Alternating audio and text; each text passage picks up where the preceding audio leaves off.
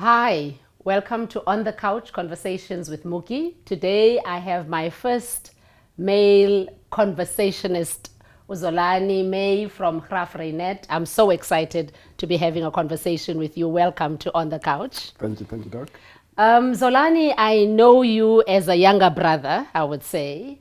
And so, what I would like to know from you, if someone meets you, how would you introduce yourself? Um, Maybe a bit of background. Yes, my name is Zolani, and my second name is Batandwa, which Okay. I happen to have given to my first daughter. Oh, wow. Um, I'm born in Tata, but Okay. raised in Grafreinet. And I schooled, raised by a very powerful woman, God-fearing woman, my grandmother, may her soul rest in Oh, peace. yes. Um, You'll never hear me saying grandmother again because I say mama all the time. Yes, grew up in a Christian home, full of love. At the age of, when mama was 41, she lost her husband and was left with about 7, 8 with me, kids that she really took care of her. Great prayer woman, believer in Christ. She had a lot of love. I don't short of any love because my whole family had one. So yes, I am Zolani. That's how I'll introduce myself from Grafreinet. From Grafreinet, Yes. yes. Now talking about Mem, I'm just thinking because we used to call her Mem. Yes. Oh, Mam May, very soft-spoken woman, Yes. very community-oriented. Absolutely. And I'm also thinking about your sisters, Yes. Usis Nabatembu, Nosis Yoli. Yes. So then you grew up in Grafreinet. Where did you study? I matriculated in Grafreinet, being a math science student. Oh, wow. Proceeded to UCT. Funny enough, I got to UCT, wanted to do medicine. When I got there, the deadline for medicine was in August, I think. It was earlier than the rest of the other faculties. Wow. But one thing I told myself, which is a determination I think I have, was that I cannot sit and not do anything. So I want to study. Doesn't matter what it is. So I ended up in social sciences. Okay. I graduated to UCT, and the UCT employed me. Oh, okay. So my first employment was in UCT, and that's when I got in touch with IT. Okay. Because UCT was the first institution in higher education that introduced the SEP education model. So we're part of that project. Okay. And the rest is history. From UCT, I went to join Daimler Chrysler in East London, Mercedes-Benz. In there, we did a project called Envision. We were introducing the W203 Mercedes-Benz for first right-hand manufacturing in the world. We moved there, I moved there, and I went to Delta, now called Isuzu, I think. Okay. From there, I decided to let me study again. We were guinea pigs of the Rhodes University Business School. Okay. So I did a program there in management excellence. After that, I went to work for SEP themselves in Johannesburg. And that's when then I continued with the international studies in IT. Okay. SEP, mainly in the materials management, which include purchasing, inventory management, and warehousing. Okay. After that, I decided to study again, which I went to University of Pretoria, and I did project management there. And worked for various IT companies. And in 2008, 8, I went to work in Egypt.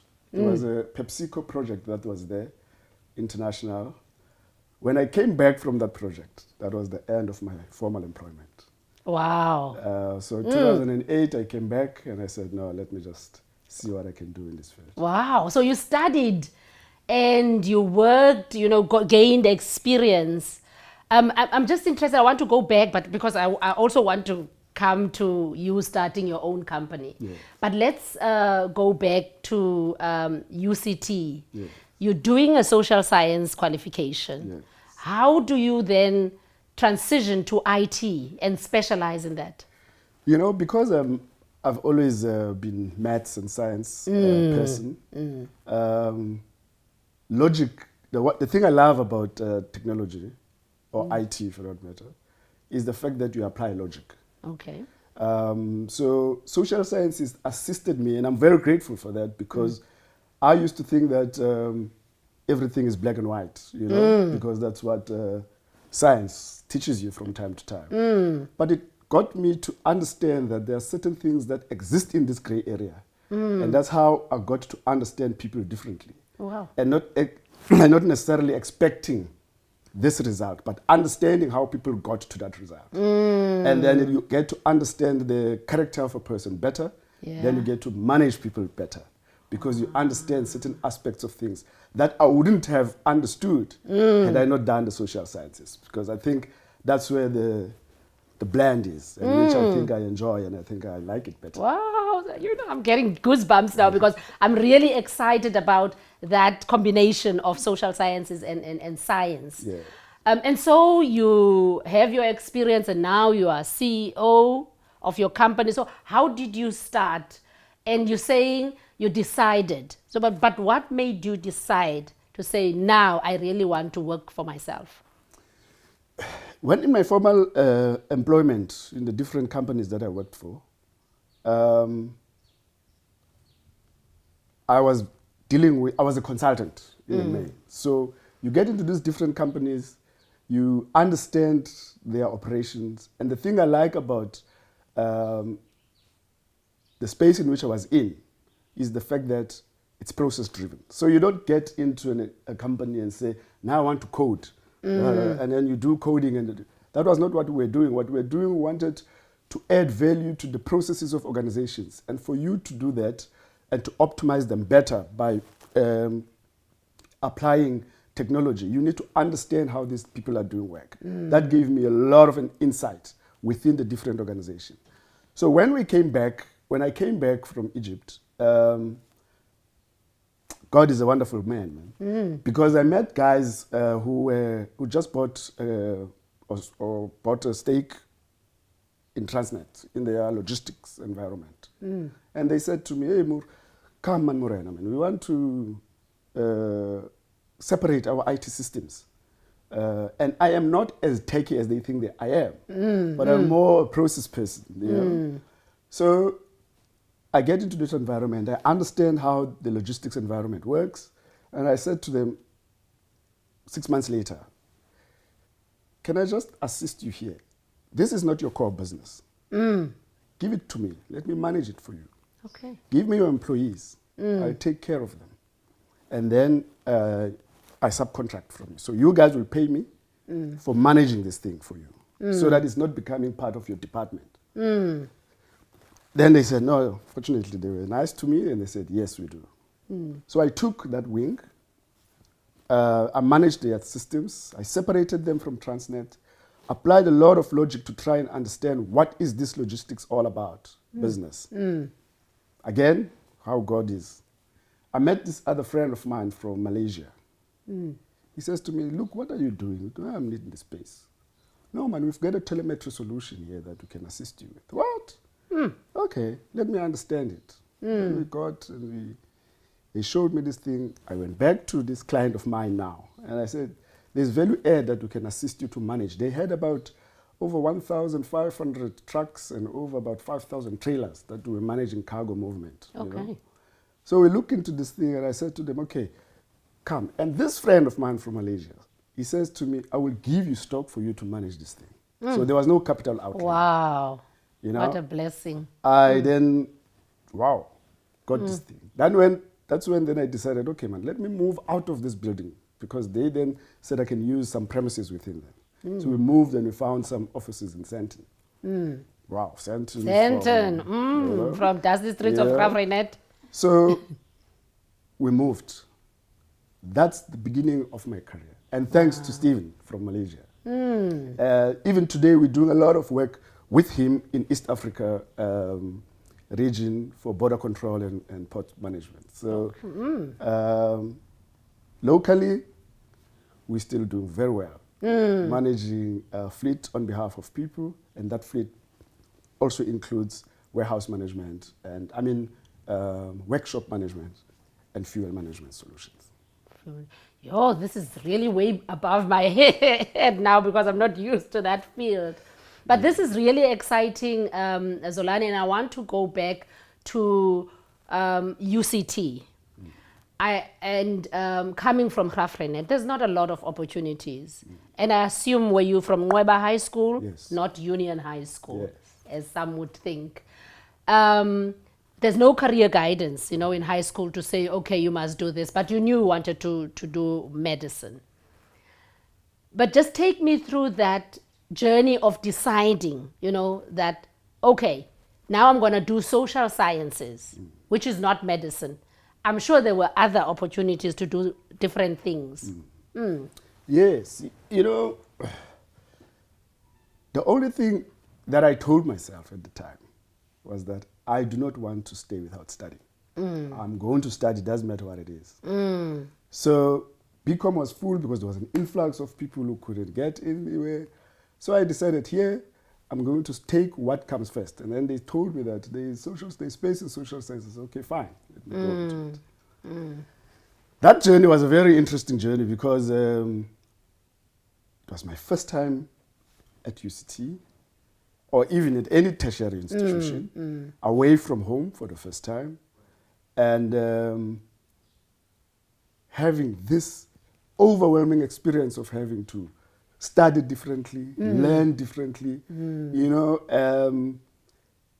There was a time, I remember calling Umama because I wrote my first, and then I did maths there as well, maths 101. Okay. So I remember now because I didn't want to, I still thought I'm still in this maths line. My first test, got 36%. I said, what?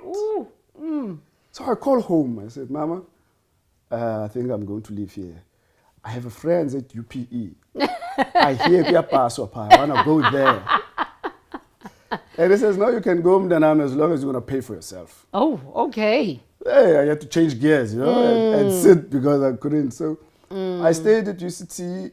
There's one thing that I think the higher education or these institutions of learning need to enforce more. And that would be giving people support. Yeah. The intellectual capacity that you have is not enough to take you through the overwhelming environment that you're there.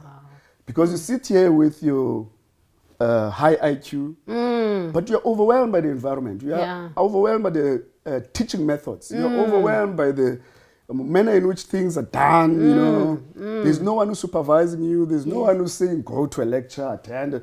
That support for people who are coming from environments that are different from how the other schooling institutions or private institutions, high schools are teaching people is very overwhelming. But what in contrast, I picked up is that this is not only about us who are coming from education, DET environments. DET, yes. Yes. This also has got to do in general with this new environment that people are coming in, irrespective of whether you are coming from private schools. Because the support that is required there is so important for you to be able to pull through. And that's what I got.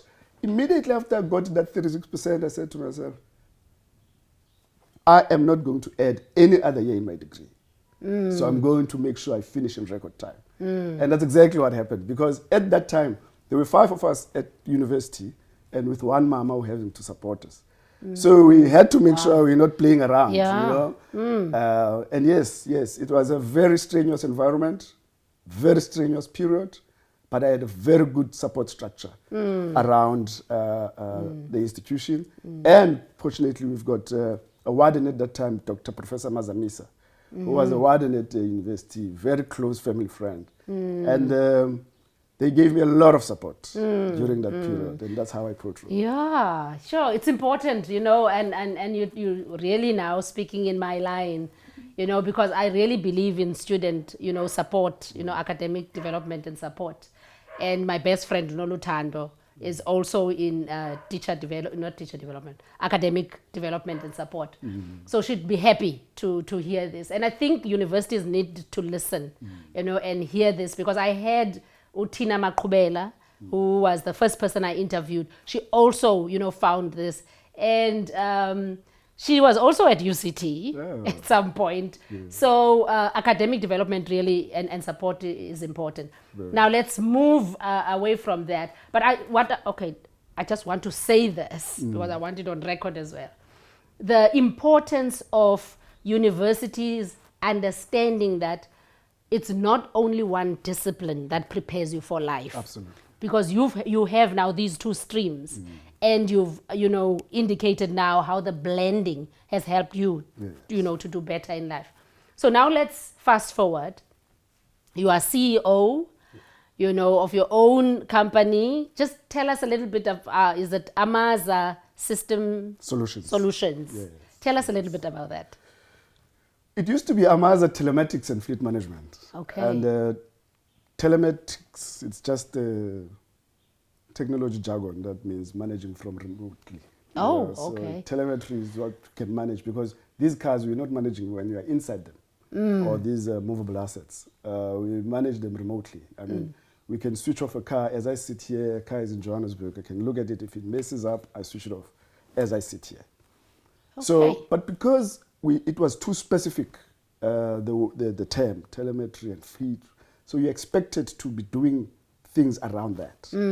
But because we also want to diversify, and we have been diversifying over the years, so we decided, no man, we give solutions within systems. So we are not necessarily about managing things remotely. We are not about fleet, We do other immovable asset management solutions. For example, the things we do in East Africa, in Kenya, we do border control solutions. So we are more into systems than we are into fleet and telemetry. So that's why we decided to change our name 2 years ago to say now we are Amaza System Solutions. And then we rebranded, and that's how that falls into place. What really encourages me, and I love doing within what I'm doing now, is I love empowering people. I love living skills within our model. For example, if we've got a project, I'll give an example. In Mpumalanga we had, we need to leave the skill within Mpumalanga. We need to uplift the people of that province. Yes. So our model was that, look, we are going to take 15 matric leavers who never got an opportunity to go or money to go to further their studies. So we took them in. We taught them about what we do, gave them training, opened something like a call center. We empowered them. And I tell you, all 15 of them, as we speak, are within corporates. Some of the Sunlams, some of the Vodacoms, some of the Old Mutuals, and most of them left with driver's licenses when they left us. Wow. Because we made sure that we upskilled. There was a lady at the time. She was 1958 when she was born in 1958 when we employed her. Wow. She left there with a driver's license. She didn't even have confidence in sitting behind a steering wheel. Wow. And today she's doing very well, and I'm very proud of such. So we leave those type of legacies, and we upskill people, and we let them go after that. We don't keep them within. Yeah. So that's our model.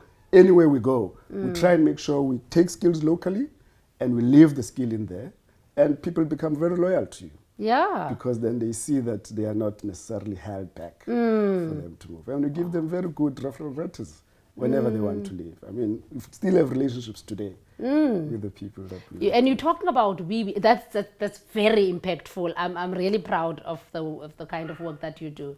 And you talk about we. So how many are you? How big is your company? No, we, because I include them within. I'm the sole director. Yes. And I'm the CEO. Okay. I don't have any other... Employees. No, I do have employees, but in terms of ownership. Okay. Yes. Now, when I say we, I mean we as an organization, because I include my employees as part of our of our business.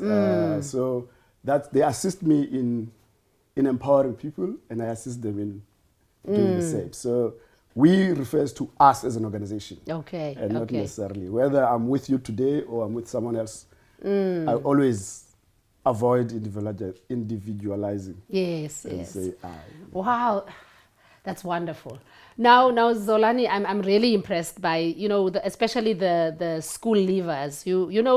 Some people who don't have hope and think that this is the end of the road, but you give them a lifeline to start all over again. You know, the person born in 1958, that's just something else, and getting a driver's license. But now, as you move on in your company, I'm sure there were decisions that you've made along the way that you feel that, you know, this was a bad decision. And I want you to tell me about that and tell me the lessons that you've learned from that bad decision you've made. Look, I would say bad decisions were always around how I cost the business. I would undercut myself and I would say, "Ish, I shouldn't have done this." But I would say, this is not about the money. It's more about I should calculate better tomorrow. So there's little that I would say bad decisions for me were around costing, were around the decision we would take because we want projects and not necessarily focus on the impact of it, but also is relying on people that you think you know. You shouldn't get into business and think you've got this pool of people that you know and they're going to help you. Be in touch with those people because you share information with them. But don't think that they will be the people who are going to assist you to move your business forward. Otherwise, you'll get disappointed and it will be the end of you. So you need to empower yourself first, and you need to make sure that you manage what you know. My employees can leave tomorrow, all of them, and my business will still continue because I know everything that they are doing. Even if they can go tomorrow, I'll be able to continue doing the work that they are doing. Wow. Because I do what I know and I do what I like. So relying on people, because you know, Doc, who's at UPE, can assist me. I hope I'm not going to be beaten by this term UPE. It's Nelson Mandela University now. So you have to rely on yourself and you have to make sure that you're determined in what you want to do and empower yourself with the information around what it is that you are doing. Other than that, you lose a lot of track. Yeah. So Zolani, there's someone in Graaff-Reinet or Kutsolo or Mossel Bay or Cape Town watching you and, you know, loving this spirit of entrepreneurship that you have. What would be your message to that person? You know, they're in matric probably, or they're taking a gap year. What would you tell that person? Determination. You must be determined in what you want. You must be focused. You must always make sure you empower yourself with the information that you want. Let's say you're in matric and you say you want to do photography. Make sure that you learn a lot about what photography is all about. And I'm very encouraged by some of the projects, especially in Graaff-Reinet, that are trying to be recultivated around libraries and reading and all of that. It's a trend that has lost track because people have gone with these gadgets and they don't want to take a paper and read. They don't want to empower themselves. They follow headlines. They don't get into the detail. Yes. So I would like people to make sure, I would like to see people determined, showing more determination in what they want to do, and make sure that they empower themselves individually with whatever that. Empowerment doesn't mean that these big, because it's aligned with these big projects that I want to empower. Empower yourself even if you want to sweep the floors. Make sure that you sweep them clean. Yeah. You make sure that you know which brush goes in between the tiles, you know, to make sure that there is no dirt in between. When you learn those details, you'll be surprised what the future holds for you. Wow, wow, wow, wow. Zolani, thank you so much for your time. This has been really inspirational for me, and I've come to know you a little bit better, and I'm really proud of the kind of work that you are doing. There you have it, ladies and gentlemen. I'm with Zolani May. I hope that you have learned something today and you've picked up something that you really want to move forward in your life. Thank you. Thanks very much. Thanks.